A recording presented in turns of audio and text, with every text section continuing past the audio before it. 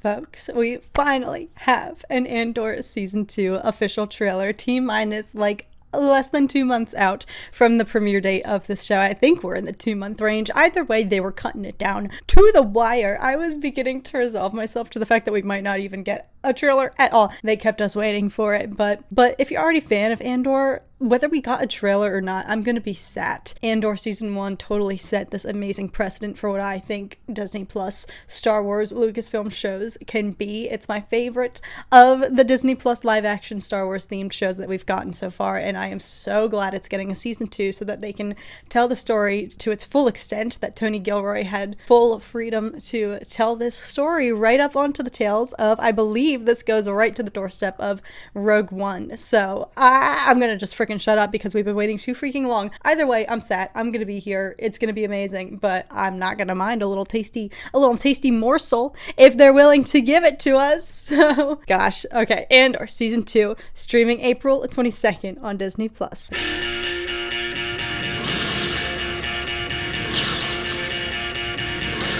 We're in a war. You wanna fight? Or you wanna win?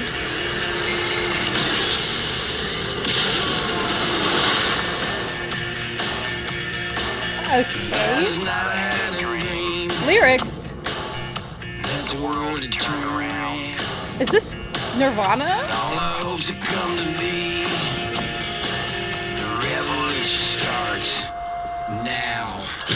Okay, Bix is getting in on the action. What a swell party this is.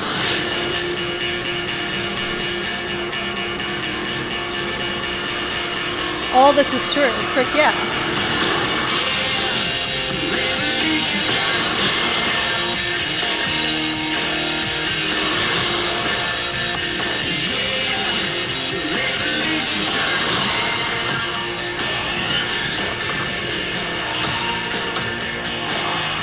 Take two!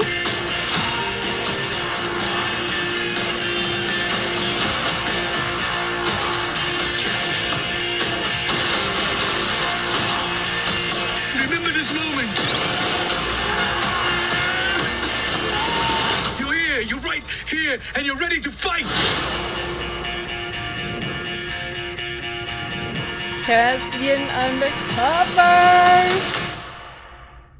Did I miss it? Did I black out? Did they announce whether or not they would be, if they're going to drop the first 2 episodes, if it might be a double episode premiere? I don't think they said. When Season 1 dropped, they released the first 3 episodes, and as we learned, that show was very formulaic and framed into these 3 episodic arcs, so I'm curious if Season 2 will continue in the same formula or not. This is definitely a different trailer than I was expecting. This song choice is different, and listen, they could have picked freaking any song under the sun and I don't give a crap. I would be watching. Like I said, I'm sat. Even if this was the worst trailer in the world, I'm still here for it, but I'm very much a hypocrite. I don't know, I'm selective. I was gonna say, when there was a heavy metal lyric, song with an actual singer, something contemporary in the end credits of one of the Rings of Power episodes in Season 2, I was all on board with that. Something about lyric songs in Star Wars, though, is just my own personal opinion. Not what I was expecting. For Andor especially, which has a remarkable score, and I even forgot until I rewatched Season 1 that they literally would have their orchestra on set with them, like the band playing live while the actors were performing, which I can only imagine is just a surreal, ethereal experience, frankly, if you're an actor, to be on set and have that music, the energy to charge you up, like, incredible. And the score alone, whether they were playing live on set or not, is just a banger for that show. So this is a different turn because you also think Andor is much more serious, dramatic, dark, gritty, raw. So I was expecting something in that vein, especially because they're going to turn up the heat in Season 2. Like, shiz is clearly hitting the fan. They got explosions going off in every other frame here. Like, we got Bix now. She's clearly rallying. I was curious, whether she was going to get her skin in the game. She's out for freaking blood now after the shiz they put her through in Season 1. Yeah, I'm not shocked to see that she's freaking tag teaming now with Cassian. And of course, Cassian is full blown in the rebellion now. He's he's no longer resisting. He's like, frickin' sign me up and let me blow things up, clearly. So this was definitely a much more like fun, thrilling theme song here for this trailer and just the way it was framed. But yes, I freaking agree with all of that resounding, praise for this show. It truly just has stellar performances, amazing score. The quality is just, in my opinion, the best of the live action Star Wars shows that we've gotten. I just can't say enough good things about this and how hype I freaking am. So yeah, they could have dropped literally a 2-second trailer that says, hey, stream on April 22nd on Disney Plus, and I'd be like, fine, okay, I would take it. But this was just a different vibe. I'm not opposed to it. I'm not against it. If anything, it's framing it as like, frick yeah, strap in, rebellion is taking off. But in a way, I almost feel like this is deceptive, not like it's going to be a bait and switch, because we all know that it's going to get intense, and I know we're all in the same boat predicting, okay, how many of these characters are going to live to see the light of day after this, or is it all just going to be,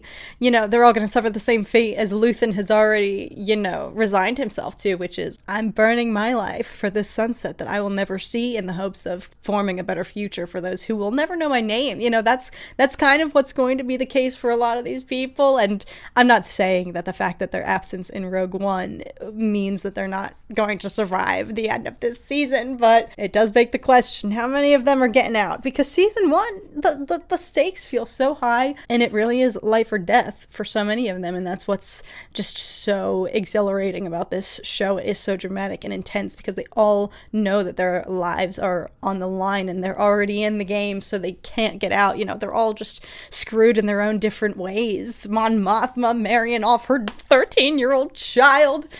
She's signed, sealed, delivered her fate, unbeknownst to her family, roping her daughter into all of this to save her funding, So it's just everybody's gloves are off, but this was, yes, a very fun kind of, framing of the second season, but I have a feeling it's going to be a lot darker and a lot more intense than this even let on, and they're just toying with us for now. They're letting us have a little bit of fun while we simmer in our anticipation, but then the real shiz is gonna hit the fan come April. So I am so freaking excited. If we get some more, snippets or sneak peeks at Star Wars Celebration Japan, I'm gonna be there, so I am so stoked. I am locked in and ready, and y'all know I've been freaking waiting for this second season because my favorite characters in honestly the entire franchise of Star Wars, amongst my favorite characters, but K2SO and director freaking Krennic are finally making their appearances in this show. Y'all know I was butthurt when I learned that they weren't going to be appearing until season 2 and that we had to wait however many years to finally see them again, but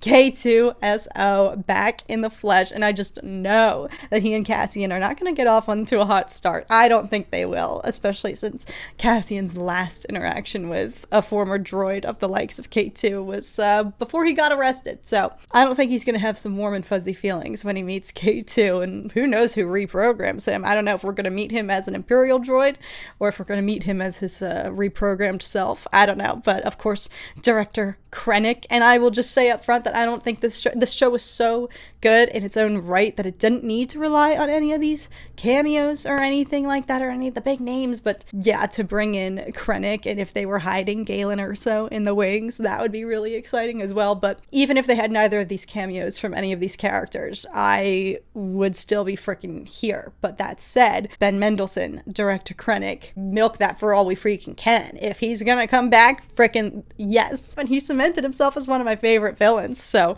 I'm excited to see his kind of like fledgling start here as his power is slowly starting to grow. I imagine, we'll see, but I can't freaking wait. Oh, I'm so glad we finally got a trailer. I can stop complaining, as I always do, that Star Wars just saves everything for the last minute. Whether it's on purpose or not, they just build the anticipation, so you know what? But let me know what you guys thought. If this trailer also kind of took you by surprise and was not what you were expecting, I'm gonna enjoy the fun feelings for now, because I have a feeling we're all gonna just be wallowing in tragedy when this show actually comes out. But until then, I know I dipped off in the middle of Andor season 1 with my reactions, but that's not going to be the case with season 2. We are going to react to this full baby when it comes out from start to finish, and I will not be bailing in the middle of the season like I did previously, so stay tuned for that, folks. But I hope you guys are doing so well. Thank you so very much for watching. I hope you enjoyed the trailer. Let me know your thoughts, and I will see you guys again very, very soon. Bye, guys.